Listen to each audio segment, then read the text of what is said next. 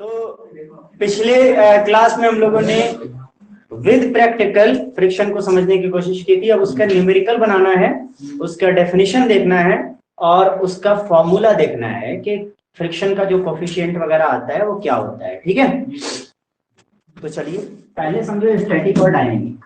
Static, dynamic.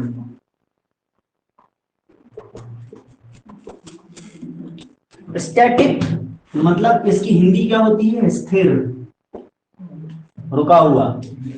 ठीक है, और इसकी हिंदी क्या होती है? चलता हुआ या चलायमान, चलता हुआ, ऐसे समझो। ठीक है, गतिमान, चलायमान, चलता हुआ। तो तुम्हें नाम से ही समझ में आ रहा होगा, स्टैटिक, रुका हुआ। डायनेमिक बॉडी जब आपस में क्या कहती हैं, आपस में कांटेक्ट में आती हैं तो उनके बीच में जो फ्रिक्शन लगता है बेसिकली उसी को क्या कहते हैं हम लोग? फ्रिक्शन कहते हैं। ये हमने समझ लिया। स्टैटिक फ्रिक्शन और डायनेमिक फ्रिक्शन दो तरह के फ्रिक्शन होते हैं। डायनेमिक फ्रिक्शन, डायनेमिक मतलब चलता हुआ, तो दो तरीके से ये चल सकता है। कल भी हम लोगों ने देखा था, बॉल जो है घूम रहा था तो जमीन पे जाके टकरा रहा था, तो बॉल बेसिकली रोल करेगा, रोल करता हुआ आगे बढ़ेगा ना। तो डायनेमिक में दो तरह के फ्रिक्शन आएंगे, एक आएगा रोलिंग और दूसरा इस तरह से स्लाइड करता है। ठीक है, कल हम बताए थे ना कि मैं अगर जमीन के ऊपर अपना पैर इधर घसीट रहा हूँ तो आगे अगर कर रहा हूँ तो पीछे की तरफ फ्रिक्शन लग रहा है, पीछे अगर कर रहा हूँ तो आगे की तरफ फ्रिक्शन लग रहा है। बताया था? बोलो आया ना? तो ठीक है, तो इसमें एक और बात ये भी है, जब हम बॉल को फेंकते हैं, ठीक है, फेंकते हैं तो कुछ दूर जाके रुक जाता है, रुकता है। तो हमने न्यूटन के फर्स्ट लॉ में पढ़ा था कि जब वो एक बॉडी तब तक गतिमान रहेगी जब तक कि उस पर कोई बाहरी बल ना लगा दिया जाए, और उस वक्त तक रुकी रहेगी जब तक कि कोई बाहरी बल न लगा दिया जाए। मतलब चल रही है तो चलती रहेगी, रुकी है तो रुकी रहेगी। अब बॉल को मैंने चला दिया, ठीक है, कोई बल उसको रोक रहा है क्या? नहीं रोक रहा है, फिर भी रुक रही है। ये सवाल हमने पहले भी किया था। कोई भी बल नहीं रोक रहा है लेकिन फिर भी रुक रही है, क्यों? अच्छा, बताओ बताओ बताओ। एक ने कहा फ्रिक्शन की वजह से, दूसरा बोलो। उसका जो वो खत्म हो जाएगा। फेंकने का जो, तो इसका मतलब कि इनफाइनाइट पावर से अगर फेंक दे तो वो चलती रहेगी, कभी नहीं रुकेगी। हाँ, जहाँ तक उसका शक्ति से वहां तक चलेगा। तो वही मैं पूछ रहा हूँ ना कि न्यूटन का तो नियम फिर यहाँ बर्बाद हो गया ना। न्यूटन का नियम क्या कहता है? न्यूटन के नियम को शक्ति से कोई मतलब ही नहीं है। न्यूटन का नियम कहता है, उधर से भी रिटर्न आएगा, और तो पड़ रहा उसके भी ना, जैसे बॉल को दीवार पे फेंक के जैसे आ रहा है उस तरफ से नहीं आती आ रहा है। ओ भाई, बॉल को दीवार पे फेंकने वाले थर्ड लॉ है वो। थर्ड लॉ वो सर बोल रहे हैं, जैसे आप मान लेंगे ठीक है, हाँ, तो वो एक जगह पे आके किसी इतना रूम पे मान के लिए एक तरफ देखते हैं, ठीक है, वो तो फोर्स लगा रहा है, एक अपना आगे से नहीं फोर्स लग रहा है। कैसे कैसे फोर्स लग रहा है? कहाँ फोर्स लग रहा है? किधर लग रहा है? कौन सा फोर्स? बताओगे तब नहीं। मैंने लगाया फोर्स, ठीक है, मैंने लगाया तो ऐसा होना चाहिए था ना कि उस दीवार से टकराती बॉल, ठीक है, इधर आकर टकराती, फिर इधर से उधर टकराती, फिर इधर से इधर टकराती, क्योंकि कोई बाहरी फोर्स तो उसको रोक ही नहीं रहा है। या फिर ऐसा होता कि मैं फेंक देता हवा में, वो चलती ही जाती। क्यों? क्योंकि कोई बाहरी बल रोक ही नहीं रहा है, ग्रेविटी के कारण। चलो, एक जवाब आया ग्रेविटी के कारण। दूसरा सर एयर के कारण। एयर भी एयर के कारण। एयर ऐसा क्या करता है? रोकता है सर। एयर रोकता है, क्या लगाकर? सर अगर जिस डायरेक्शन में जैसे बहुत उस डायरेक्शन के अदर डायरेक्शन में जाएगा, कहीं उसी डायरेक्शन में हवा हुई तो हाँ, तो थोड़ा स्पीड होगा सर, थोड़ा स्पीड से ही तो क्या नहीं रुकेगा? ग्रेविटी तो क्या नहीं रुकेगा? रुकेगा सर, एक सीमा है जैसा रुक जाएगा। तो मतलब वही तो सवाल है ना। ऐसा देखो, जब तक न्यूटन का फर्स्ट लॉ कहता है वो तब तक चलती रहेगी जब तक कोई बाहरी फोर्स उसको ना रोके। कौन सा फोर्स है जो रोक रहा है? एयर में एयर कोई फोर्स है जो रोक रहा है? फोर्स है ना सर, देखिए कहाँ है फोर्स? कौन सा? ग्रेविटेशनल फोर्स एक फोर्स हुआ। दूसरा वो लगता है क्या नाम है, अगर बॉल चल रहा है तो वो जाकर के कुछ दूर जाने के बाद वो रुकेगा, है ना। एक ने जवाब दिया था कि ग्रेविटी के कारण, एक सही है जवाब, ग्रेविटी के कारण बिल्कुल सही है, कोई दिक्कत नहीं है। ये जवाब सही है। एक फोर्स तो ग्रेविटी होएगा क्योंकि जमीन अपनी तरफ तो खींचती है, इसमें कोई शक नहीं है।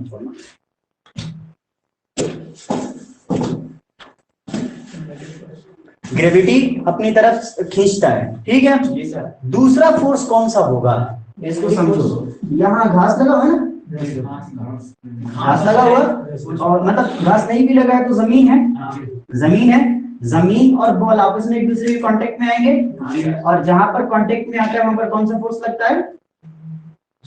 फ्रिक्शन यार। हाँ सर, पहला बार वाला है। बोलो ना, हाँ सर, फ्रिक्शन फोर्स लगता है। और जिस डायरेक्शन में जा रहा होता है उसके अपोजिट डायरेक्शन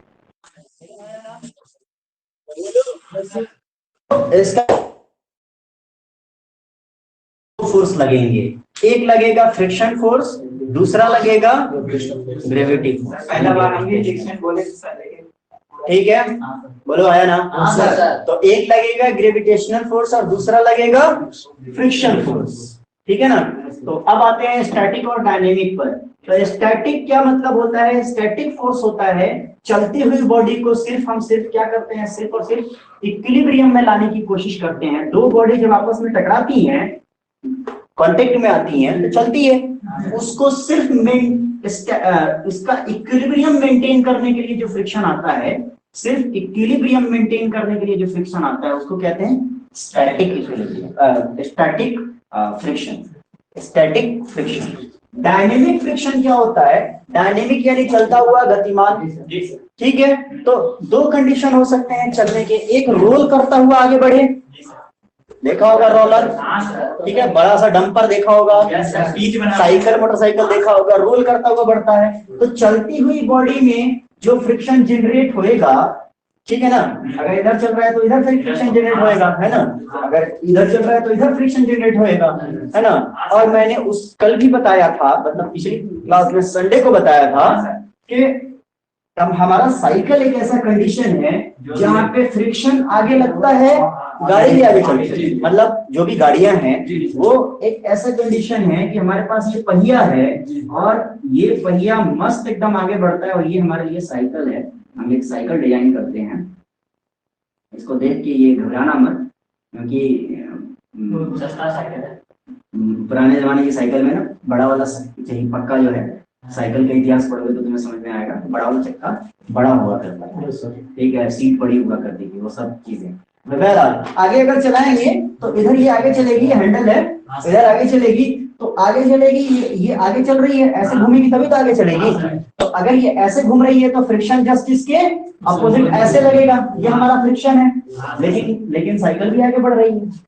लेकिन हम तो पढ़ रहे थे कि जिस तरफ फोर्स लगता है, जिस तरफ बॉडी चलती है, फोर्स लगता है उस तरफ बॉडी चलती है, उसके अपोजिट डायरेक्शन में फ्रिक्शन लगता है। लेकिन साइकिल भी आगे चल रही है और फ्रिक्शन भी टायर तो पीछे घूमना, हाँ, टायर की वजह से, ये टायर और इसके कांटेक्ट की वजह से। तो जब रोलिंग करता है ना, जब रोलिंग करता है तो अपोजिट हो जाता है, जब रोल करता है तो अपोजिट हो जाता है। लेकिन जब स्लाइड करता है तो अपोजिट नहीं होता, तो अपोजिट ही होता है। सॉरी, रोलिंग में नहीं होता। रोलिंग में जिधर चल रही है उधर ही चल रहा है, रोल कर रहा है ना, तो जिधर चल रही है उधर ही चल रहा है। लेकिन इसमें क्या होता है? इसमें होता है कि अगर हम इसको दो कांटेक्ट को जब सरफेस करते हैं, दो कांटेक्ट को ऐसे ऐसे स्लाइड करते हैं। अरे वो स्लाइडिंग मशीन देखा होगा यार सर, बियरिंग हो गया, बियरिंग में भी तो वही होता है ना सर, रोल करता है ना उसमें, बियरिंग में। हाँ, तो छोटी रोलिंग हो गया ना सर। कोई बच्चे को देख लीजिए ना सर, एक बोतल पे जो एक रहता है, कोई नहीं होता, फूट का बना रहता है, उसी पे खड़ा होकर रोल करते रहता है, फोर्स को बनाता है।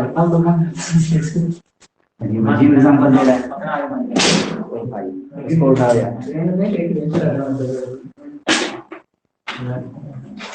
हाँ भाई, तो तुम पूरा सेट गड़बड़ा दोगे।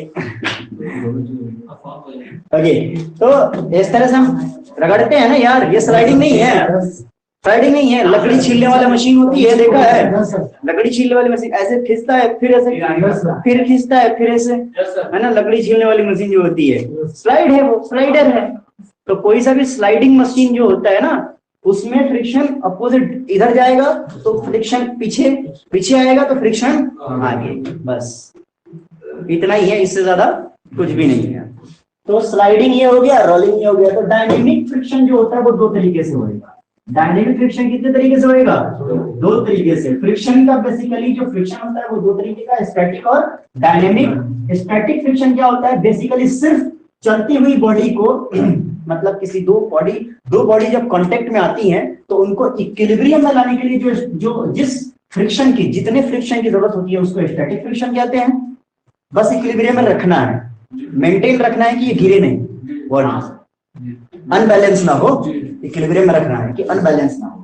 दूसरा डायनेमिक, चलता हुआ बॉडी दो तरीके से हो सकता है, एक रोल कर सकता है, एक स्लाइड कर सकता है। तो स्लाइड में जो फ्रिक्शन रहेगा वो स्लाइडिंग फ्रिक्शन होगा, है जिस डायरेक्शन में बॉडी जाएगी उसके अपोजिट डायरेक्शन में लगेगा। रोलिंग में बात करें तो इस तरह से रोल करेगा, तो इस तरह से अगर रोल करेगा अर्थ के सरफेस में आया तो भैया जिस तरफ बॉडी वो पहिया घूमेगा उसी तरफ फ्रिक्शन लगेगा, समझे?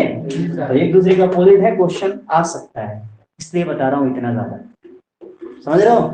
चलिए आगे बढ़ते हैं और क्या क्या पढ़ना है। Difference between sliding and rolling friction बता दिया मैंने, है क्वेश्चन पूछा हुआ है 1999 में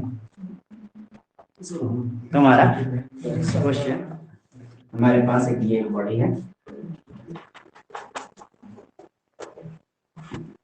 इसका कोई ना कोई वेट होगा, जो है हम इधर लगा, ठीक है, ये फोर्स है हमारा, ठीक है। और इसके परपेंडिकुलर जो फोर्स लगेगा ये इसी को हम लोग आर कहते हैं। हाँ सर, डब्ल्यू का उल्टा आर हो जाएगा, और इन दोनों के बीच का एंगल कुछ ना कुछ होगा, वहां थीटा फाई कुछ तो हो सकता है, ठीक है, इसको फाई कहते हैं। वो जो पीछे लिखा था ना tan थीटा, उसको हम लोग tan फाई कह लेंगे। अगर इसको फाई कहेंगे तो उसको फाई कह लेंगे, इसको थीटा कहेंगे तो उसको थीटा कह लेंगे, ठीक है। फाई इसलिए लिखा कि एक और एंगल आएगा उसको हम लोग थीटा कहने वाले हैं, ठीक है। तो चलिए देखते हैं, इस तरफ जाने वाला फोर्स इज इक्वल टू इस तरफ जाने वाला फोर्स, ये हम लोग पढ़े हैं। जी सर। ऊपर जाने वाला फोर्स इज इक्वल टू नीचे जाने वाला फोर्स भी पढ़े हैं ना। इक्विलिब्रियम होने के लिए ये होना हमारे लिए जरूरी है जरूरी।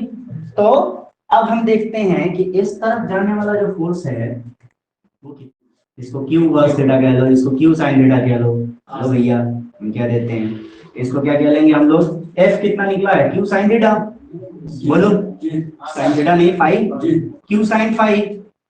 और क्या निकला है, R इज इक्वल टू कितना निकला है, ये R है हमारा, R इज इक्वल टू क्या निकला है, क्यू cos फाई। तो क्यू से क्यू कटेगा, sine divided by cos is equal to what, हाँ कॉट, उल्टा कर देंगे कॉट आ जाएगा। तो म्यू इज इक्वल टू कितना आ गया, tan phi. Mu is equal to कितना आ गया, बस खत्म बात।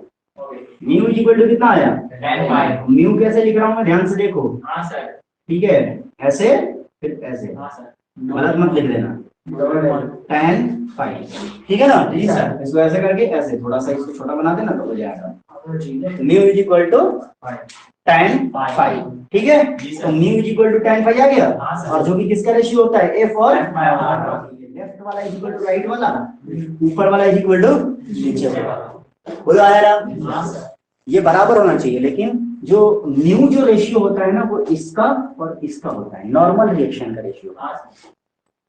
चलिए बोलिए, बात समझ में आई नहीं आई, आ गई, अपना है समझो तभी न्यूमेरिकल हो पाएगा।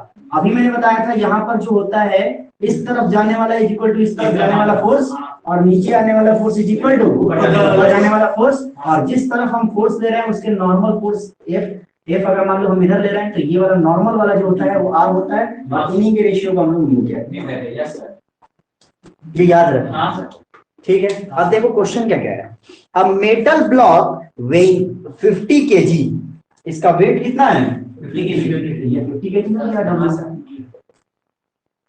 50 kg is placed on a horizontal wooden surface. The coefficient of friction of metal of wood is 0.55. Coefficient of friction mu दिया हुआ है 0.55, ये दिया हुआ है, ठीक है।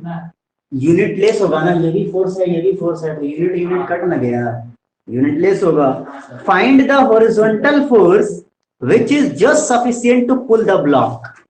कितने फोर्स से हम खींचें, कितने फोर्स से खींचें कि ये खींचा जाए।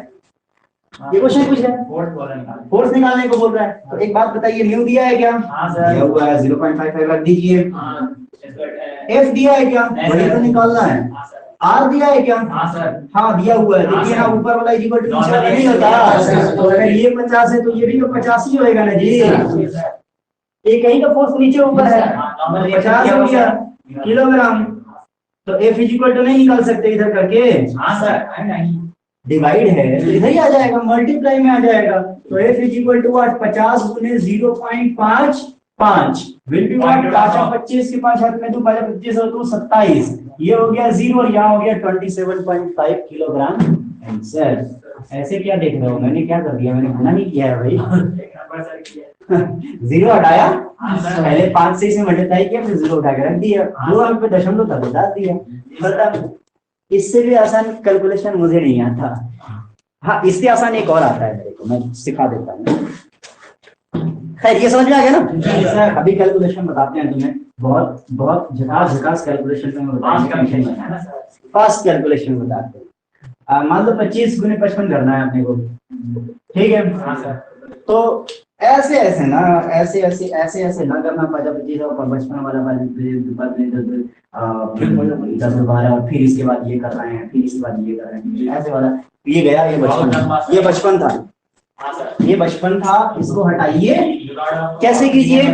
हाँ, कैसे कीजिए? देखो, पहले समझ लो, फिर उसके बाद फास्ट करना। पहले समझ लो, उसके बाद फास्ट करना। जब हम लोग ऐसा करते हैं, 5 से 5 में मल्टीप्लाई करते हैं तो यहाँ रखते हैं, 5 से 10 में करते हैं, 5 2 10 और 2 12, ऐसे करते हैं। फिर 5 से 5 में करके यहाँ रखते हैं ना, और फिर इसमें करके यहाँ रखते हैं ना। इतना अपने को पता चल गया कि फर्स्ट वाला फर्स्ट में होता है और वो पहले लिखा जाता है, लास्ट वाला लास्ट में होता है और वो बाद में लिखा जाता है। इतना पता है। और जो कैरी फॉरवर्ड होता है वो आगे चलता रहता है, मतलब जो हासिल आता है वो आगे बढ़ता रहता है। इतना पता चल गया। और बीच वाला का क्या होता है? बीच वाले का ये होता है कि इसका वाला इसके साथ, इसका वाला इसके साथ जो मल्टीप्लाई होकर के जुड़ता है, वही वाला यहाँ पर आता है। इतना अपने को पता होना चाहिए बस। तो 5 से 5 में मल्टीप्लाई करोगे कितना आएगा? 25। यहाँ 2, 5 से 2 में करोगे तो 5 से 5 में कर लेगा, इसको इसमें, इसको इसमें। 5 में 10 25, 10 और 25 35 और 2 हासिल कितना आया? और 5 से 2 में मल्टीप्लाई करोगे 10 और 3 13 हो गया। Block of metal is placed on a table holding a metallic top. The angle of friction for metal on metal is 10 degree. It has been found that a push of 200 Newton inclined at 30 degree to the horizontal is adequate to just move the metal. Determine the weight of a block. इसमें wait निकालना है block का। Question क्या कह रहा है समझिए, बहुत अच्छे तरह से समझिए। ये है अपना ब्लॉक, मान लेते हैं मेटल का है, ठीक है, यहाँ पे रखा हुआ है। इसका अपना कुछ ना कुछ वेट होगा। इस पे एक फोर्स लग रहा है, कितने डिग्री से? 30 डिग्री से। इसको मूव करने के लिए लग रहा है। हाँ, उसी तरह, लेकिन ऐसे नहीं लग रहा, ऐसे लग रहा है, ठीक है। तो इसके 2 कंपोनेंट होंगे, एक साइन एक कॉस। अरे बोलो, होगा?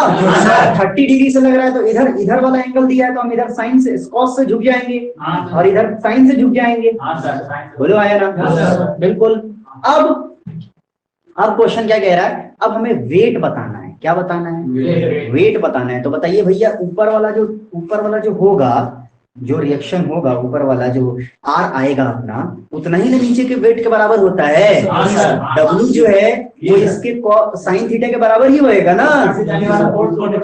ऊपर से आने वाला फोर्स इक्वल टू नीचे से आने वाला फोर्स। कुछ भी नहीं है इस क्वेश्चन में, तो फालतू का क्वेश्चन दे दिया हमें। तो चलिए देखते हैं। देखो इधर क्वेश्चन कर रहे हैं हम। तो क्वेश्चन में क्या दिया हुआ है? सेंट से सही दिया हुआ है, और क्या दिया हुआ है? वेट हमें निकालना है, फाइंड आउट करना है। और इधर से ए भाई बातें बाद में, बकर बाद में। 30 डिग्री का एक फोर्स ऐसे लग रहा है जो कि 30 डिग्री से लगाते हैं, जो कि 200 न्यूटन का है। 200 न्यूटन का है। अब देखिएगा ध्यान से तो आपको समझ में आ जाएगा। P जो है हमारे पास 200 न्यूटन का है, और क्या दिया हुआ है, और कुछ दिया हुआ है क्या? और तो कुछ दिया है नहीं, तो ठीक है, हो गया, अब खत्म बात। तो एक अगर ये इधर की तरफ जा रहा है तो जो अपोजिट फोर्स लगेगा वो इधर की तरफ लगेगा, बोलो आया ना? फ्रिक्शन इधर की तरफ लगेगा तो इधर की तरफ लगेगा ये। तो फ्रिक्शन फोर्स जब हम इधर धक्का देते हैं तो फ्रिक्शन उल्टा लगता है ना, तो जाने वाला इज इक्वल टू आने वाला, इधर भी ऐसे ही होता है, ठीक है। तो ये फ्रिक्शन फोर्स लग गया। अब इसको जब हम करते हैं तो ऊपर वेट ही तो निकालना है, और वेट किसके बराबर होएगा? वेट बराबर होएगा इसके, ऊपर से जाने वाला इक्वल टू नीचे से आने वाला, है ना? तो ऊपर से जाने वाला फोर्स कितना होएगा? इसके दो कंपोनेंट बनेंगे, एक इधर और एक इधर। बड़ा ही आसान है। आर ये हो जाएगा कितना? ये हो जाएगा कितना? R cos theta. इसको मैंने आर मान नहीं माना था, हमने पी क्यों माना था, मान लो पी मान लेते हैं। तो ये पी है हमारा, तो ये पी कॉस थीटा हो जाएगा, यानी कि पी यानी 200 और कॉस 30, और ये हो जाएगा 200 और साइन 30, क्योंकि एक तरफ कॉस तो दूसरी तरफ साइन, हो या नहीं होगा? और जितना ये होएगा ऊपर जाने वाला उतना ही नीचे होएगा, तो क्या 200 साइन 30 नहीं होएगा? क्या दिक्कत है? दिक्कत है? बस खत्म बात। और आगे कुछ निकालना है क्या?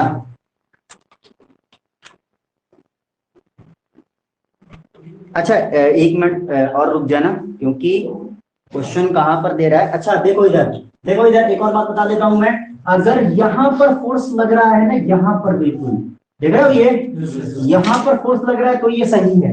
कभी कभी क्वेश्चन में क्या दे देता है, कभी कभी क्वेश्चन में देता है कि सीजी पर नहीं लग रहा है, सीजी पर नहीं लग रहा है बल्कि यहाँ पर लग रहा है,